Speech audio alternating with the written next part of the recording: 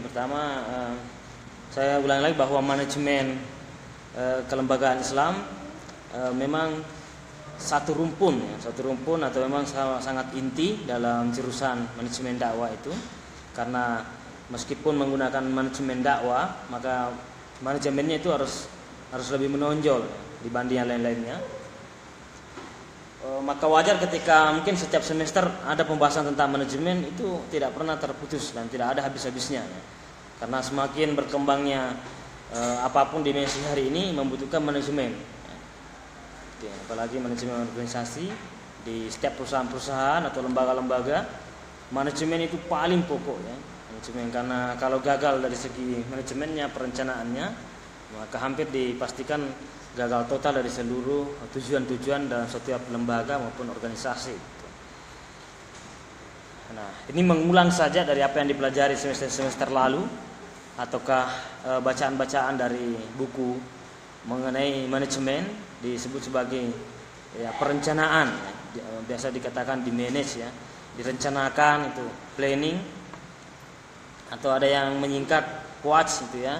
Nanti kita mencoba menjelaskan lebih terperinci dan mendalam, atau rencana kelembagaan. Jadi kelembagaan itu sangat penting untuk direncanakan.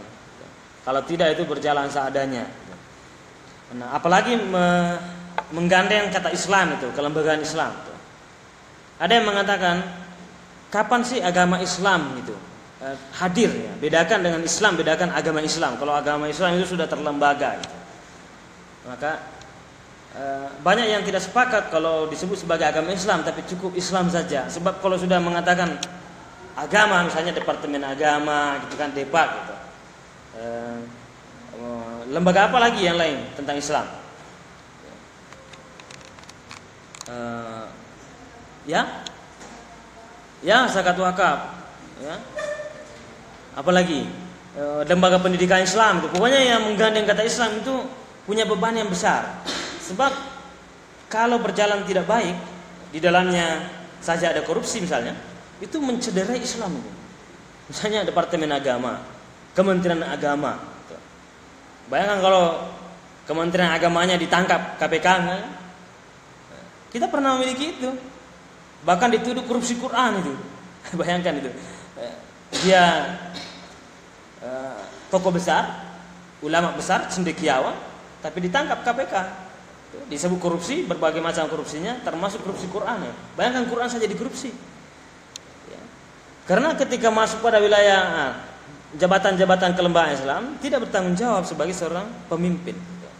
Tanggung jawab besar itu yang paling pokok. Nah, apa resikonya? Resikonya bukan pribadi, tapi yang menjadi resiko besar adalah seluruh umat Islam di Indonesia. Wah, kok Islam kok kayak gitu ya? Jadi tercederai. Jadi ketika menjadi suatu lembaga itu beban besar. Apapun itu, termasuk Universitas Islam Negeri ya, atau Yayan maupun UIN, itu lembaga Islam. Kalau ada sedikit saja kesalahan di dalamnya, baik itu pemimpinnya, bawahannya maupun mahasiswanya, yang menjadi sorotan adalah institusinya itu, lembaganya itu ya. Ada misalnya mahasiswinya yang hamil di luar nikah itu, pastikan kampusnya itu kan terkenal, wah ini kampus UIN, ini kampus agama, itu kan agama lagi, Islam lagi kita. Jadi merencanakan di dalamnya, termasuk mengelola pemimpinnya itu sendiri. Nah, jangankan kebaikan, kejelekan pun itu terstruktur ya. Ada namanya korupsi berjamaah gitu kan. Susah ditangkap misalnya karena korupsinya itu termanajemen dengan bagus itu. Nah, itu kan bahkan ada pernyataan Ali bin Abi Thalib itu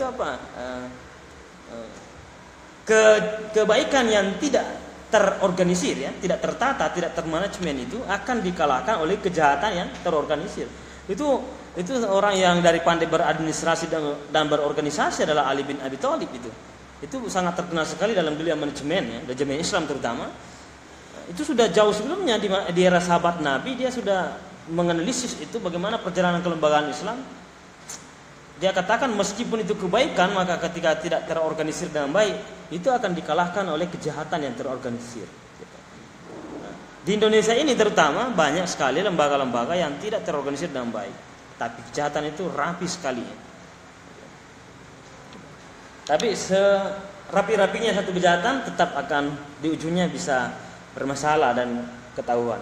Itu sudah hukum alam itu, hukum alam. Sejauh manapun kita menyembunyikan itu, kebusukan pasti akan tercium juga. Itu. Maka dalam Islam diharapkan berjalan sesuai dengan koridor dan ketentuan agama gitu, ketentuan dari kebaikan-kebaikan itu sendiri. Nah, apalagi yang butuh perencanaan, apalagi pendidikan tuh, direncanakan dengan baik. Misalnya suatu waktu Anda manajemen dakwah tapi dia diminta berkecimpung dalam dunia pendidikan dan diberi amanah dengan manajemen, bisa dengan menjadi kepala sekolah, bisa saja, kemudian atau menjadi pengawas, itu kan lebih butuh manajemen lagi, ataukah supervisi atau dan peneliti dan sebagainya. Itu penting dianalisis, direncanakan dengan baik dunia pendidikan. Bagaimana cara merencanakan? Minimal ada istilah pendidikan yang berbasis problem, pendidikan yang berbasis masalah. Jangan sampai membuat kurikulum yang tidak sesuai dengan sekolah dan kebutuhan masyarakat. Contoh misalnya yang pernah saya alami waktu saya sekolah, saya masuk sekolah SD itu 1997. Tahun 2000 saya kelas 3 SD dan sudah mulai agak kritis berpikir ya.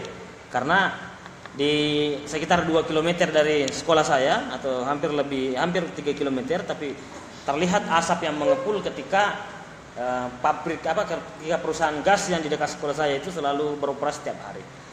Jadi saya dan teman-teman lain penasaran itu, bertanya ke ibu guru sama bapak guru, "Pak, Bu, itu asap yang mengepul menghitam setiap hari itu apa?" gitu. Bapak guru saya mengatakan, "Nah, itu namanya perusahaan gas di Gilireng, Kecamatan Gilireng maksudnya. Itu sebelah kecamatan dengan kecamatan di sekolah saya, Kecamatan Mojoulan, ada Kecamatan Gilireng. Terus itu perusahaan itu gimana, Pak?" Dia bilang, "Itu perusahaannya dikelola oleh orang Jerman. Itu perusahaan gas. Sekarang perusahaan gas di kabupaten saya itu sudah banyak informasi dari teman saya yang kuliah di Jogja, tapi orang Kabupaten Wajo, Sulawesi Selatan. Itu di kota itu tidak menggunakan LPG. Tapi dari gas itu disambungkan pipa masuk ke kompor gas. Ya, itu menariknya karena kita punya sumber gas. Tapi sayangnya waktu saya diceritakan di SD itu ya 2000-an itu dikatakan orang Jerman yang mengelola. Terus pertanyaannya, mengapa Pak orang Jerman yang mengelola? Guru saya mengatakan, "Nah, kita memiliki sumber daya alam yang sangat banyak, yang sangat melimpah, yang sangat bagus, tetapi kualitas SDM kita yang tidak memadai." Apa itu SDM? Sumber daya manusia itu. Skillnya, pemikirannya, kemampuannya untuk mengolah itu kita nggak memiliki itu. Maka kita membutuhkan orang asing itu, termasuk Jerman. Itu baru di kecamatan saya. Oh, berarti waktu kuliah S1 baru saya memahami bahwa berarti kondisi yang dihadapi sekolah saya waktu itu, kebutuhan masyarakat adalah bagaimana sumber daya manusianya, ya, bagaimana di manajemen itu, terutama di wilayah sumber daya manusia, manajemen sumber daya manusia. Kalau berbasis kebutuhan berarti sekolah itu membutuhkan pelatihan anak-anak sekolah SD, SMP, SMA, bagaimana cara mengelola gas yang ada di kecamatan saya atau dekat dengan kecamatan saya. Kalau saya pikir-pikir, apa yang pernah saya alami tahun 2000 itu, saya sering berdiri di depan kelas, dihukum oleh guru karena saya tidak bisa menghafal nama-nama candi yang ada di Jawa. Bahkan sejarah Candi Borobudur saya dipaksa untuk menghafalnya. Lama-kelamaan waktu kuliah S1, apa hubungannya itu Candi Borobudur, Candi Prambanan dengan gas yang ada di kecamatan saya kayak gitu. Nah, ini namanya gagal dalam merencanakan pendidikan Islam maupun pendidikan umum.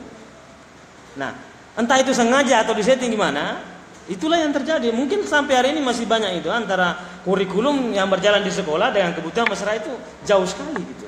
Bahkan mungkin kampus bisa jadi begitu.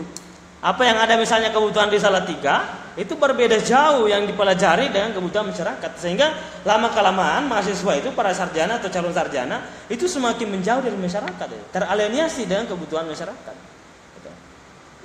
Nah, itu salah satu contoh bagaimana perlunya manajemen dari setiap lembaga, termasuk lembaga pendidikan.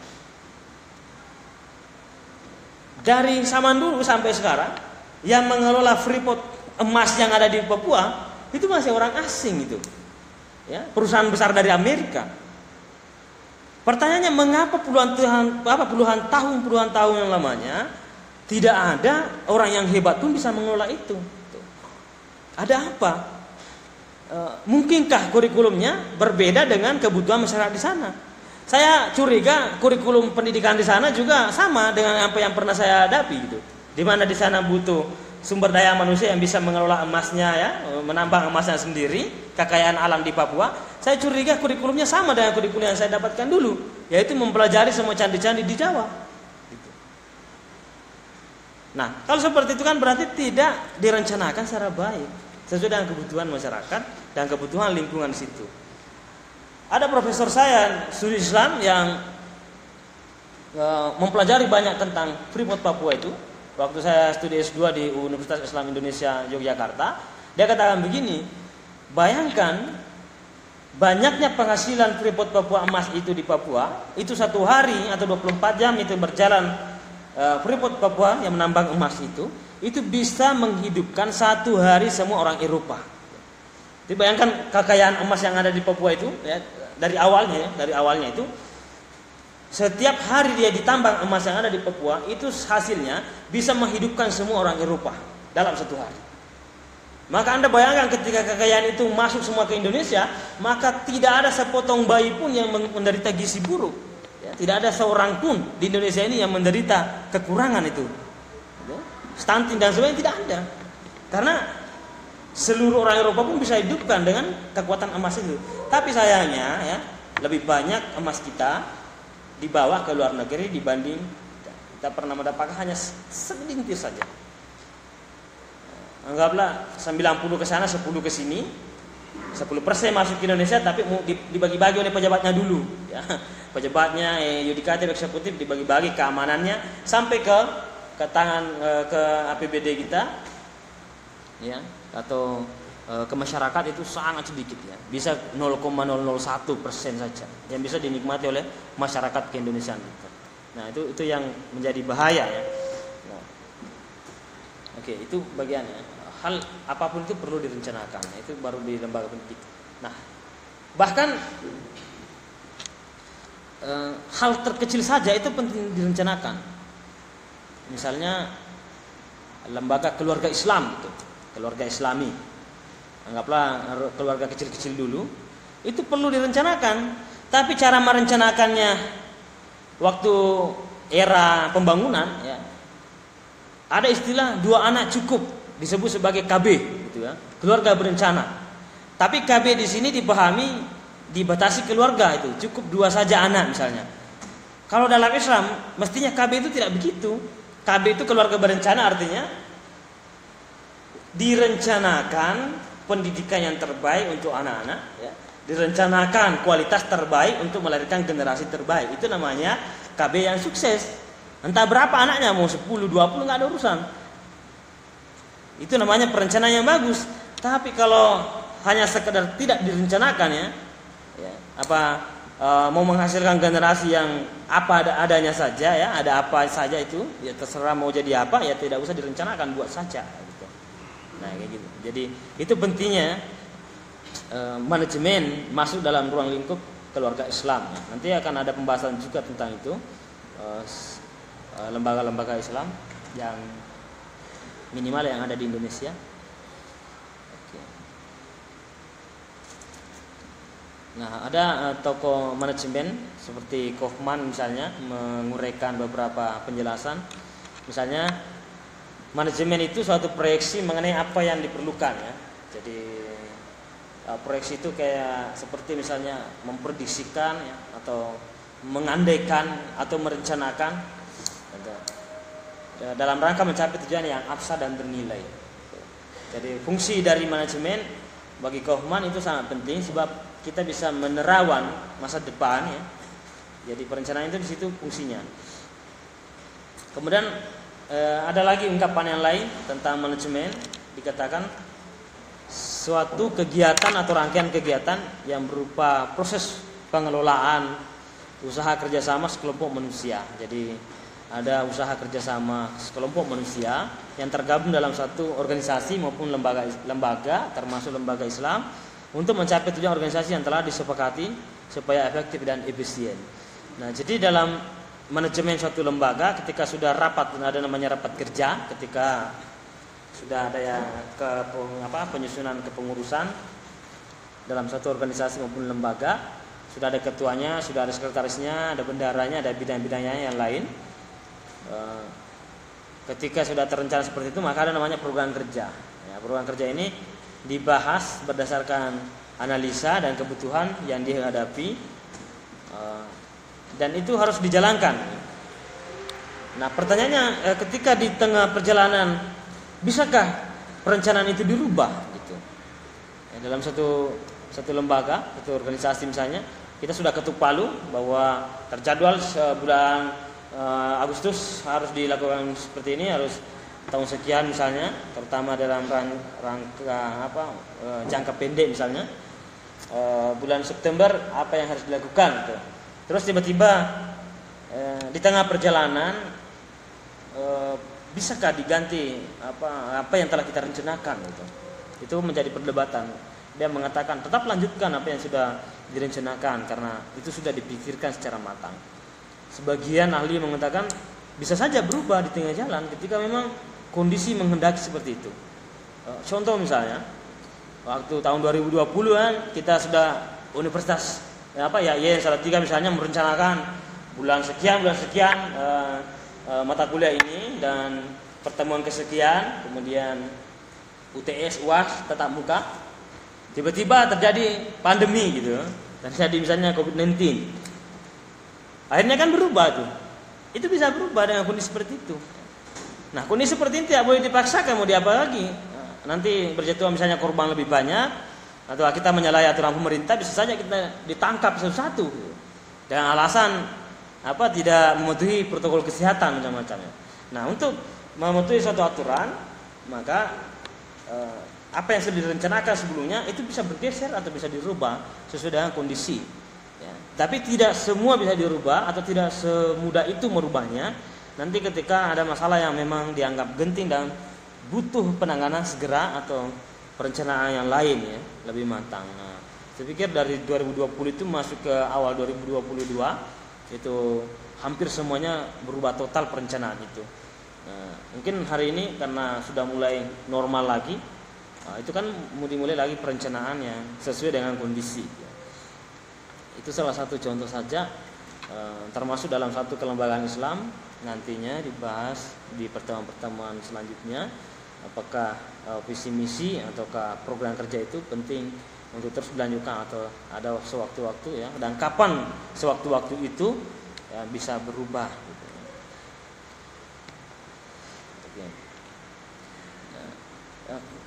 Minimal untuk mengefektifkan dan mengefisienkan waktu, sebab dalam rapat kerja itu kan sudah dipikirkan matang-matang dan sudah disiapkan, tetapi ketika setiap waktu selalu mau berubah tujuannya, capaiannya, selalu mau berubah kegiatannya, itu tidak efektif dan efisien dalam satu lembaga keislaman maupun organisasi.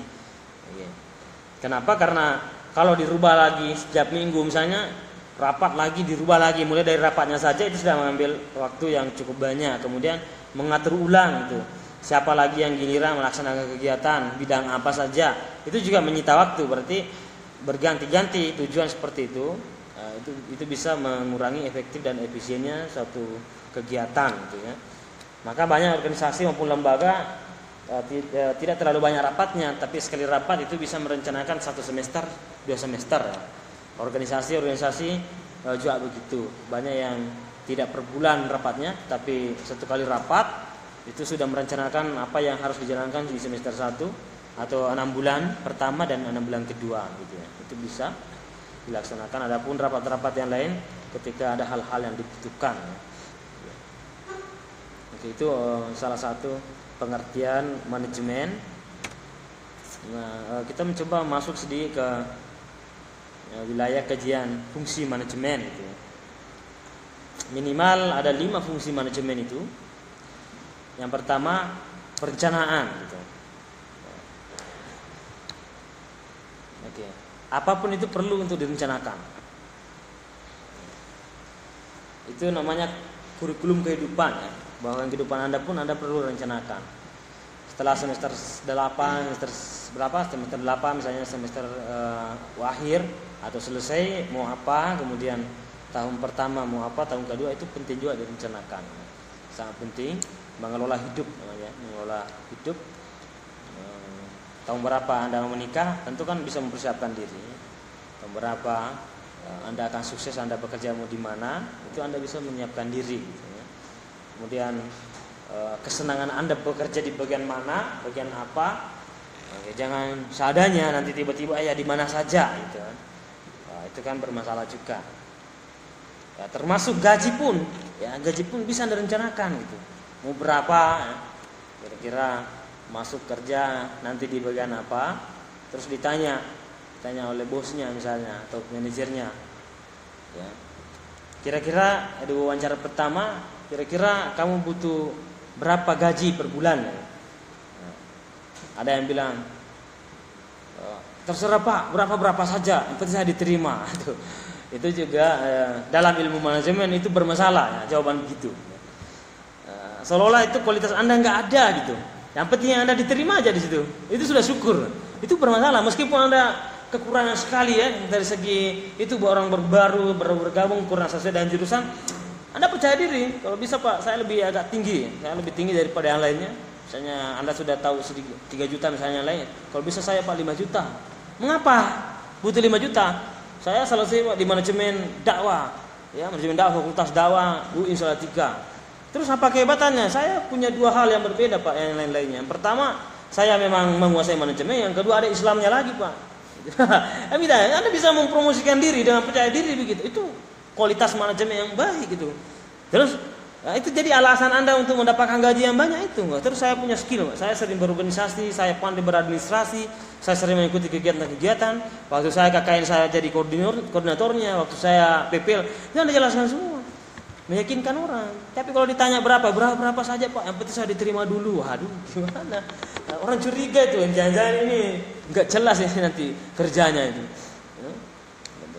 Jadi itu tips-tipsnya ya dalam dunia wawancara, percaya diri saja, percaya diri, dan apalagi Anda punya kemampuan itu yang ditonjolkan. Saya punya kemampuan begini.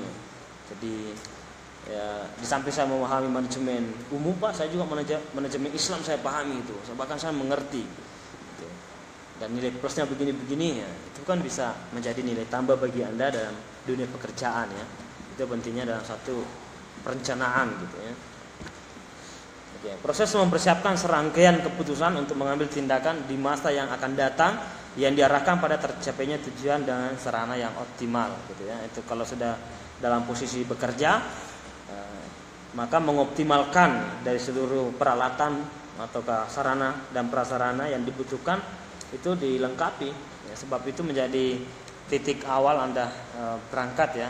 Apalagi memasuki satu wilayah pekerjaan itu awalnya memang dilihat dari segi pendidikan Anda bisa jadi menjadi pertimbangan, kemudian pengalaman kerja Anda bisa jadi pertimbangan, tetapi itu hanya bertahan minimal 6 bulan 1 tahun, 2 tahun, 3 tahun sampai sekian tahun itu tidak lagi dipedulikan itu Anda lulusan mana, IPK-nya berapa, kumulo atau tidak, itu tidak lagi. Yang dibutuhkan oleh perusahaan atau satu tempat pekerjaan, apa kontribusi Anda dalam mengembangkan satu kelembagaan itu ya.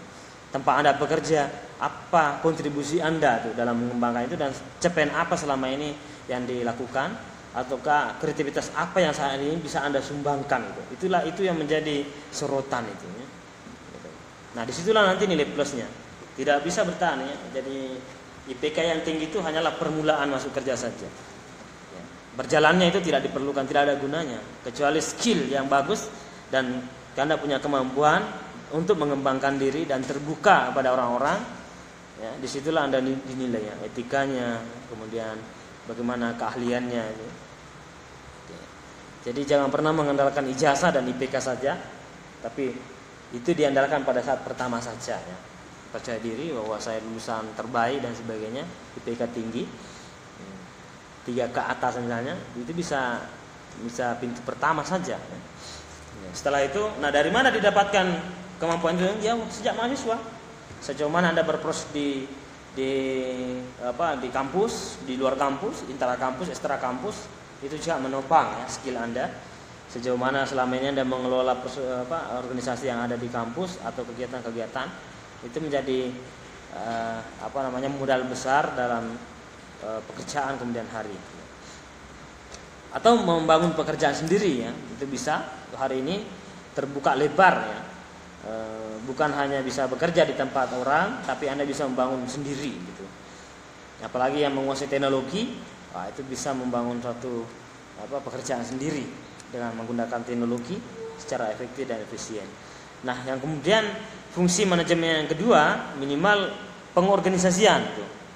Jadi ada yang dulu mengatakan menyingkatnya cukup 4 saja, POAC itu ya. POC ya, POAC itu ya.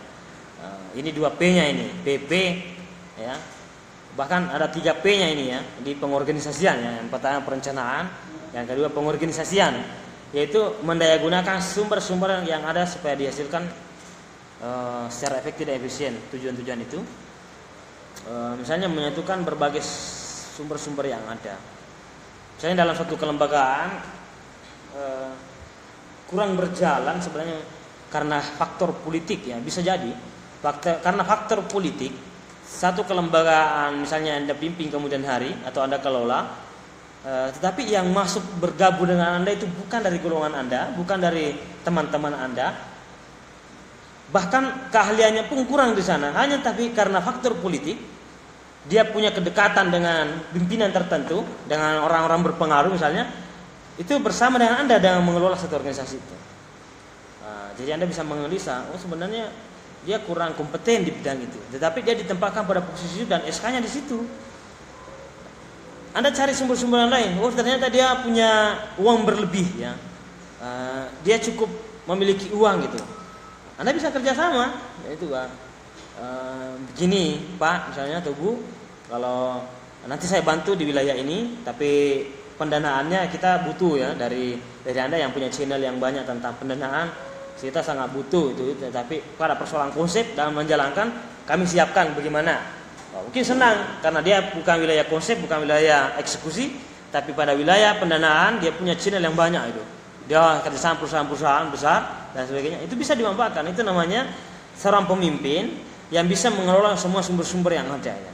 Termasuk sumber di luar daripada apa yang seharusnya dalam satu kelembagaan itu ya. Itu bisa. Ataukah orang yang memiliki pengaruh yang banyak, uangnya kurang, skillnya juga kurang, tapi kalau dari segi relasi dia sangat baik sama orang, dan bahkan pimpinan-pimpinan atau orang-orang berpengaruh dia sangat kenal. Itu bisa dimanfaatkan ya. Terus bagaimana bisa membantu kelembagaan Islam yang kita pimpin, misalnya kita bisa kerjasama dengan pejabat ini, ataukah ini bisa dibuatkan aturan supaya kita menjalankan dengan baik. Minimal ada dana yang keluar ketika ingin melaksanakan program kerja misalnya. Nah, itu bisa ya. Jadi itulah seorang pemimpin yang hebat ketika mampu mengorganisir ya, atau pengorganisasian, yaitu menyatukan berbagai sumber-sumber yang ada. Jadi bukan memusuhi, itu namanya pemimpin yang kurang matang dalam dunia manajemen. Misalnya, saya tidak sejalan dengan itu deh. Saya bosan untuk bekerja kalau sama dia. Nah, itu kan masalah itu. Berarti Anda tidak selesai dalam dunia manajemen.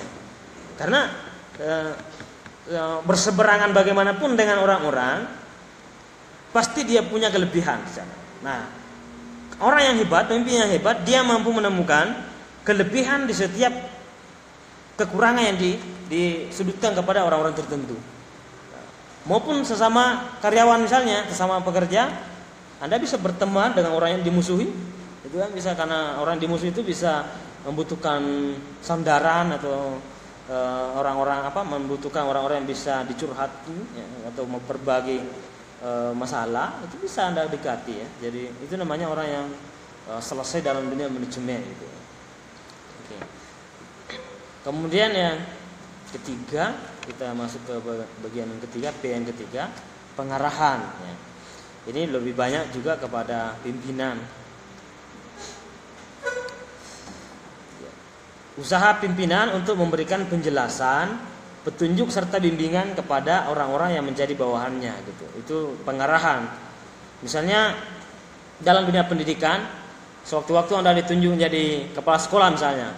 Terus Anda masih muda, Tapi Anda menghadapi guru-guru yang tua gitu ya. Anda dipercayakan bekerja di satu lembaga pendidikan Islam misalnya. Terus Anda dipercayakan karena dari manajemen, wah ini cocok menjadi pemimpin itu. Banyak seperti itu. Dulu waktu saya madrasah aliyah itu saya dipimpin oleh guru agama, ini cuma guru agama. Tetapi ternyata waktu dia kuliah dia mengambil manajemen pendidikan Islam itu. Dia manajemen. Tiba-tiba hanya 2 tahun setelah dia menjadi PNS, dia diangkat menjadi kepala sekolah. Banyak sekali dimusuhi itu. Ada yang guru yang mengajar 30 tahun di sana enggak diangkat-angkat jadi PNS maupun tetap dia masih honorer. Itu emosi itu ya. Ada yang 10 tahun, ada 5 tahun. Kok ini tidak antri gitu ya. Nah, terus alasannya pimpinan dari pusat itu datang menjelaskan bahwa kita membutuhkan orang yang ahli di situ karena dia juga lulusan manajemen. Dan dia sarjana manajemen. Maka dari segi akreditasi nanti sekolah itu bisa memudahkan itu. Karena dia serumpun itu. Jurusannya selesainya di mana dan ini meskipun kalian ini sudah 10 tahun, 20 tahun mengabdi. Jadi ada jalur cepatnya. Maka bagaimana? Tentu banyak masalah yang dihadapi. Ya saya menyaksikan waktu itu saya ketua OSIS kelas 2 madrasah aliyah itu. Kadang-kadang itu saling lempar kursi ketika rapat itu. Dan tidak ada yang sepaham. Lama kelamaan baru bisa sepaham. Karena antara yang senior dengan junior itu masing-masing ngotot. Yang junior merasa hebat ya karena lulusan yang bagus dan dia merasa up to date ya, dia kekinian itu. Tapi yang merasa tua itu juga sudah sudah menyelam di sekian banyak kilogram garam gitu ya. Dia mengatakan sudah banyak garam yang sudah saya lewati, saya makan gitu kan. Itu sama-sama ego. Nah, bagaimana kaum muda yang memimpin bisa meredah emosi itu? Yang pertama misalnya begini, bisa diajak namanya mengarahkan pengarahan, misalnya, kalau mengajar mata pelajaran ini kayaknya kurang gitu, sudah tua, apalagi saat ini berbasis teknologi informasi. Gitu. Bayangkan perkembangan teknologi informasi yang mengajar itu umur 50 tahun. Di sekolah-sekolah yang ada di Salatiga banyak yang saya temui yang mengajar itu di sekolah-sekolah negeri itu mengeluh. Kita ini disuruh berhubung dengan internet gitu, disuruh buat WA group, disuruh mengupload video di YouTube gitu. Bahkan kami diajarkan Facebook saja itu susah gitu, itu menjalankannya itu. Nah gimana kalau begitu ya? Facebook saja itu susah untuk dijalankan. Nah sementara generasi hari ini butuh yang cepat dan teknologi yang mutakhir. Nah, ini kan berhadapan antara kebutuhan masa kini dengan kita menghadapi guru senior. Ya. Kalau membangkang di situ tidak dikasih jadwal itu lebih parah lagi. Pasti posisi sebagai kepala sekolah yang muda itu nggak tenang itu, pasti digoyang terus. Nah karena pengalaman yang cerdas waktu dia kuliah, dia memahami itu, maka dia menghargai guru tua. Perlahan-lahan dia tidak diberi mata pelajaran. Misalnya Pak, hasil rapat kami itu sepakat mengangkat Bapak menjadi pengawas kami misalnya. Jadi dia seolah-olah dia diposisikan lebih tinggi itu. Nanti karena Bapak sudah punya pengalaman yang baik, yang banyak saya baca-baca kurikulumnya itu menarik Pak. Ini sebagai orang baru misalnya masuk ke sana, saya dengar dengan informasi, saya silaturahmi dengan ini, Bapak punya kemampuan di sini. Kami berharap selalu ada bimbingan dari Bapak misalnya. Nah, itu bisa. Jadi kalau ada yang kami kerjakan kurang maksimal bisa dikoreksi. Jadi dia merasa dipuja, dia merasa dinaikkan jabatannya itu kan. Padahal sebenarnya kita mendepak mereka untuk mengajar itu. Karena kalau tidak itu berbahaya pada generasi muda. Itu namanya pemimpin yang hebat itu. Ataukah kalau tidak perlahan-lahan dikatakan Pak, kami buat pelatihan. Ini loh di hotel loh Pak kita ngerjakan. Yang kumpul itu seumuran Bapak itu. Jadi nanti dikoordinir seumurannya itu, jangan ada yang lebih muda dari dia, nanti kan merasa ada lagi gap di dalamnya tuh. Jadi kami kumpulkan Pak guru-guru, tenaga pendidik yang seumuran dengan Bapak, yang kita adakan nanti pelatihan, dan ada profesor yang kita datangkan. Itu juga seumuran dengan Bapak misalnya. Jangan profesor yang umur 40 tahun atau 45 tahun menghadapi guru-guru yang 50 60. Itu nanti ada ego juga yang muncul meskipun dia profesor ya yang mengajar. Itu tidak bisa dipungkiri. Datangkan yang ahlinya, untuk menuntun mereka ya, minimal menyadarkan tentang pola pendidikan masa kini dan pentingnya merubah mindset ya, merubah pola pikir. Nah, kayak gitu. Itu namanya pemimpin muda yang hebat yang mampu mengarahkan ya, pengarahan. Nah, kalau dirasa ada yang tidak sepakat lagi untuk dibimbing atau ditambah ilmu pengetahuannya karena sudah merasa tua, itu tadi jalan satu-satunya bagaimana dia dipindahkan ke tempat lain dan merasa di situ lebih tinggi posisinya dibanding kedudukan sebelumnya gitu ya. Itu pentingnya. Kalau tiba-tiba langsung dilengsirkan saja, tidak dikasih jam atau jamnya sangat dikurangi, itu berpotensi mengganggu terus Anda itu dan punya pengaruh besar karena sudah lama di dalam, bisa memprovokasi. Itu yang poin ketiga tentang fungsi manajemen. Dan P yang keempat itu pengkoordinasian. Ini sangat penting juga. Ini tugas pemimpin juga ya, apalagi pemimpin muda. Usaha pimpinan mengatur, menyatukan, menserasikan, mengintegrasikan semua kegiatan yang dilakukan oleh bawahan. Jadi misalnya banyak lembaga, di suatu lembaga yang Anda kuasai atau Anda menjabat di sana untuk menjadi pemimpin di situ, semua bidang-bidang itu beda semua program kerjanya gitu. Nah, dari berbagai macam program kerja yang dilakukan atau yang direncanakan setiap bidang, itu Anda bisa integrasikan itu. Ya, ada integrasi. Misalnya ada kesinambungan ya, kesinambungan misalnya dalam dunia lembaga ekonomi Islam misalnya ya. Lembaga ekonomi Islam ada satu bidang yang menginginkan misalnya bendaharanya, saya menginginkan zakat itu wakaf misalnya dikelola dengan baik gitu, dan maksimal. Terus ada di bidang pemberdayaan sumber daya manusia di lembaga keislaman. Oh tidak, kalau pikiran saya ingin mengembangkan sumber daya manusia dari baik itu dari segi pengurusnya ya, pengelolanya maupun kepada masyarakat gitu. Kemudian yang lainnya menginginkan bagaimana suatu kegiatan yang kita kerjakan itu kita secara mandiri gitu ya. Wah, ini kan sudah hebat-hebat semua program kerjanya itu. Jadi kita tidak buat proposal, tapi bagaimana keuangan yang kita miliki itu bisa digunakan secara maksimal. Oh, kalau begitu seorang pemimpin yang hebat bisa memberikan alternatif, mengintegrasikan atau mengkomparasikan semua pikiran-pikiran itu. Oh, kalau begitu kita ubah fungsi bendahara yang biasanya cuma menyimpan uang, mengatur uang, cuma menghitung-hitung uang dan mempertanggungjawabkan, kita olah menjadi bendahara itu menjadi produktif gitu. Artinya uang yang dikelola itu bisa dibuatkan satu usaha yang bisa mendatangkan uang lebih banyak. Itu juga.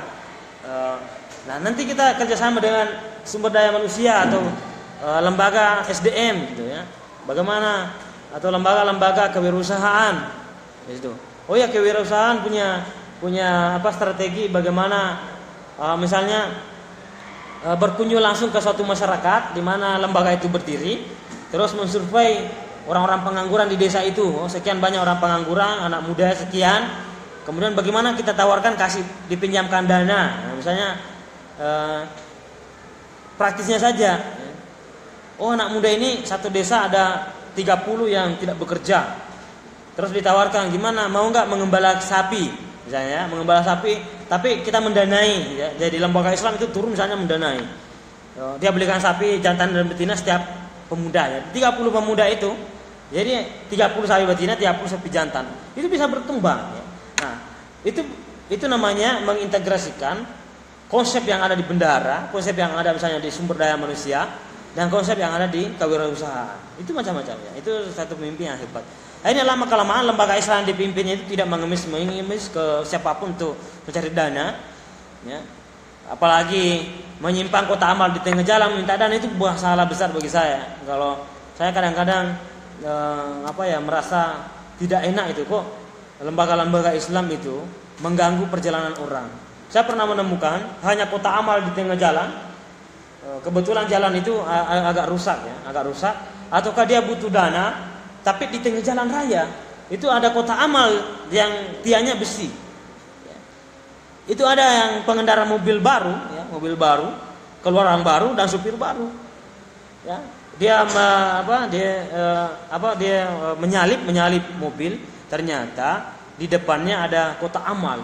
Akhirnya dia bingung mau lari kemana, antara menerobos itu, ya, menerobos yang kota amal itu, ataukah dia langsung meminggirkan mobilnya. Nah, ternyata dia memilih meminggirkan mobilnya, akhirnya ditabrak dari belakang karena pada posisi yang sama-sama kencang itu. Bayangkan kita mau minta dana kepada umat, tapi kita mengorbankan orang lain, itu bahaya sekali. Yang kedua, tercederai orang Islam. Masa orang-orang Islam kok mengemis minta dana begitu? Apakah tidak bisa mendatangkan sumber dana yang lebih halal gitu loh, yang lebih manusiawi itu? Mengapa di tengah jalan? Nah, itu banyak terjadi. Ataukah lembaga keislaman? Jangan sampai ya, waktu saya dari perjalanan Makassar sekitar seminggu yang lalu ya, sekitar dua Sabtu ya, ini hampir 2 Sabtu. Kalau Sabtu besok itu sudah 2 Sabtu, hampir setengah bulan yang lalu itu. Saya perjalanan saya dijemput di Bandara Jogja menuju Salatiga. Di daerah Kopeng ini, di daerah jalan menuju Kopeng ya, dari Magelang itu, tapi belum sampai Kopeng, di tengah-tengah itu ada pondok pesantren yang buat kegiatan itu menghalangi jalan raya, ya, jalan antara Magelang ke Kopeng, Salatiga. Bayangkan itu perencanaan saya untuk sampai Salatiga itu jam 6. Itu saya sampai di Salatiga jam 10 malam. Bayangkan 4 jam, ya, 4 jam saya merasa tersalimi. Di tengah jalan anak saya rewel, saya kurang tidur, 2 hari lagi sudah mulai perkuliahan. Apalagi yang nyetir, saya sudah sewa mobilnya. Kita sepakat antara jemput di Bandara Jogja dan sampai Salatiga 600.000. 4 jam dia antri hanya karena ada pengajian lembaga Islam di tengah jalan itu dia halangi itu. Jadi ini tidak termanajemen dengan baik. Dia tidak memahami dengan baik bahwa Islam itu memberikan rahmat. Islam itu tidak boleh menzalimi orang. Ya, meskipun itu kegiatannya bagus, tapi rencanakan tempatnya yang maksimal supaya tidak mengganggu jalan umum. Begitu. Akhirnya apa? Untung orang-orang Indonesia itu cukup sabar itu. Cukup sabar. Tapi kalau seperti saya memahami konsep Islam dan disebut sebagai rahmat, kita adalah pintu rahmat. Apakah pintu rahmat itu ketika merasa membuat kegiatan pengajian di malam hari, mengganggu aktivitas di tengah jalan sampai orang antri 4 jam? Bayangkan berapa bensin yang habis itu, berapa puluhan liter, ya, hanya untuk antri di situ, waktunya terbuang sia-sia dan BBM naik gitu. Jadi ini perlu direncanakan matang, meskipun niatnya Anda bagus, tapi rencanakan baik, ada nggak orang terzalimi atau tidak? Itu loh baru itu padahal itu adalah lembaga kegiatan Islam. Apalagi kalau kegiatan pribadi, misalnya menikah, menutup jalan raya hanya karena ingin menikah, itu menzalimi orang tuh. Ya, Anda mau niatnya beribadah sunnah Nabi tapi merusak orang. Ini pentingnya manajemen ya. Intinya manajemen dan kesadaran bahwa berislam itu adalah pintu rahmat ya, pintu rahmat. Justru yang bagus buat kegiatan di pinggir jalan, tapi pinggir jalan itu betul-betul di pinggirnya ya, jadi tidak ada sama sekali atau diatur secara baik. Justru makanan-makanan yang ada di pengajian itu Anda bisa bagi-bagikan ke orang lewat. Nah, itu kan bagus lagi. Nah, itu namanya pintu rahmat. Wah, ini kok ada pondok ya yang bagus sekali itu. Jadi kita lewat di situ, kita ada berhentikan sejenak, tapi kita dikasih makanan, itu menarik ya. Tapi kalau berhenti 4 jam hanya untuk antri karena menunggu kegiatan selesai, itu masalah besar ya dalam memimpin itu. Meskipun kiai yang kita hadapi, kita harus mengkritisi bahwa berislam itu harus penuh rahmat ya, tidak boleh menzalimi orang, apalagi di jalan raya. Sama kalau dalam ada niat baik, misalnya begini, ingin menggali sumur ya, untuk banyak orang, tapi di tengah jalan raya, itu kan juga masalah. Gitu. Bahkan ingin menggali sumur, niatnya kan bagus, gitu. Mengeluarkan uang banyak. Yang kedua, ada yang mengatakan, ahli mengatakan mata airnya itu ada di tengah jalan paling bagus. Ya, meskipun seperti itu niatnya bagus dan ada mata air di situ paling bagus, itu kan mengganggu orang dan berbahaya. Bahkan dibuat satu kotak besar misalnya sumur itu, tiba-tiba ada orang lewat, itu bisa jatuh ke dalam itu. Nah, itu namanya dipentingkan namanya masalah mursalah ya, ada masalah di dalamnya atau tidak. Nah, itulah pentingnya satu namanya pengkoordinasian ya, dikoordinir dan kesadaran, apalagi memimpin lembaga keislaman. Kemudian yang kelima kita masuk ke poin M, ya tadi 4P, kemudian M itu mengkomunikasikan, ya, atau komunikasi. Nah, yang bermasalah itu ketika komunikasi yang sangat kurang antara anggota dengan anggota, apalagi pimpinan dengan anggota, itu masalah besar itu ya. Orang yang KKN saja di waktu mahasiswa, KKN saja antara pemimpinnya dengan bawahannya itu tidak komunikasi dengan baik, itu susah itu berjalan maksimal. Bisa berjalan antara koordinatornya dengan anggota yang dipimpinnya itu ketika kurang komunikasi atau ada gap di dalamnya, itu bisa perencanaan berbeda-beda ya, bisa kurang semangat dalam mengabdi kepada masyarakat gitu ya. Usaha pimpinan lembaga untuk menyebarluaskan ya, informasi yang terjadi di dalam ya, di dalam ini maksudnya di dalam satu lembaga yang ditempati bekerja, entah itu berkaitan dengan bagian dalam kelembagaan maupun di bagian luar, berkaitan dengan kelancaran tugas mencapai tujuan bersama. Jadi itu pentingnya komunikasi ya, ada komunikasi. Oke, misalnya ada kegiatan Anda di dalam lembaga yang sudah disepakati, kemudian bisa Anda informasikan secara luas itu.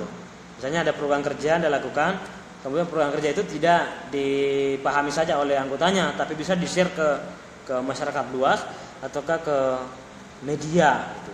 Oh, nanti banyak yang komentar, oh ya nanti kalau mau buat kegiatan seperti ini bagaimana kalau di tempat saya. Itu kan penting itu, untuk sasarannya kita sebenarnya begitu. Bagaimana ada respon dari luar supaya kita bisa diterima, ada yang mengajak kerjasama dengan informasi, dengan susunan proposal kegiatan yang kita lakukan, itu menarik ya. Itu penting ya, mengkomunikasikan, jangan semuanya tertutup, mau mengerjakan apa saja semaunya saja tidak. Jadi ada hal-hal yang perlu dikerjakan kerjasama dengan orang lain ya, dan pentingnya informasi.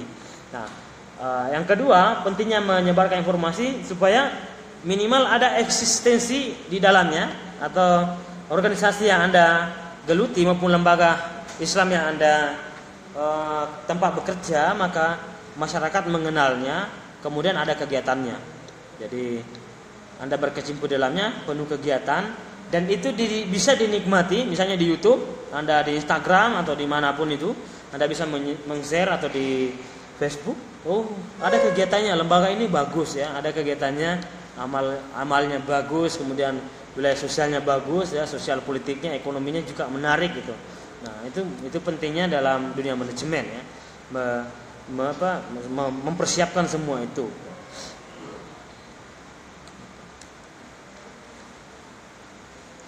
Kemudian yang keenam ya, yang terakhir dalam fungsi manajemen, yang poin pokoknya juga adalah pengawasan. Usaha pimpinan untuk mengetahui semua hal yang menyangkut pelaksanaan kerja, khususnya untuk mengetahui kelancaran kerja para pegawai dalam melakukan tugas mencapai tujuannya. Itu jadi memantau, memonitoring, bisa dengan secara pribadi, apalagi hari ini berkembang teknologi, dengan teknologi itu bisa Anda gunakan ya. Misalnya di lembaga dunia pendidikan Islam, lembaga Islam, terutama dunia pendidikan seperti misalnya perguruan tinggi Islam atau perguruan tinggi negeri, untuk mengetahui dosennya masuk atau tidak, itu kan ada misalnya fingerprint ya. Setiap dia datang, dia pinjar, kemudian di situ akan terbaca nanti jam sekian sesuai enggak dengan mata kuliahnya, dengan jamnya datang. Kalau terlambat berapa menit terlambatnya, itu terbaca semua. Nah, jadi itu namanya pengawasan gitu ya. Pengawasan. Nanti ketika banyak terlambatnya, itu kan bisa dikalkulasi, ada tanda sekian, ada tanda merah, tanda hijau, tanda apa saja. Itu bisa dijadikan acuan untuk mengevaluasi ketika rapat ya. Bapak Ibu ketika masuk mengajar terlambatnya sekian, kalau bisa dipercepat gitu kan. Atau apa alasannya selama ini, misalnya terlalu jauh Pak rumahnya antara kampus dengan itu. Nah, bisa saja pimpinan buatkan rumah yang lebih dekat di kampus misalnya, ya gitu. Atau macet, kalau di kota kan alasannya macet gitu ya. Gubernur yang ada di sana sudah mengatasi kemacetan itu. Ternyata macetnya itu karena setiap pejabat, setiap pekerja itu membawa mobilnya masing-masing, membawa motornya masing-masing. Nah, sekarang buat kebijakan dikurangi membawa mobil, membawa motor, tapi disiapkan bis ya yang tepat jam sekian dijemput di sini dan nyaman itu. Nah, itu lebih menarik lagi. Jadi misalnya 40 orang di dalam bis itu, bayangkan 40 kendaraan tidak keluar rumah. Nah, itu bisa mengefektifkan. Itu namanya fungsi pengawasan ya. Dari hasil monitoring tadi, oh ternyata banyak yang terlambat itu karena macetnya luar biasa, misalnya di kota-kota besar.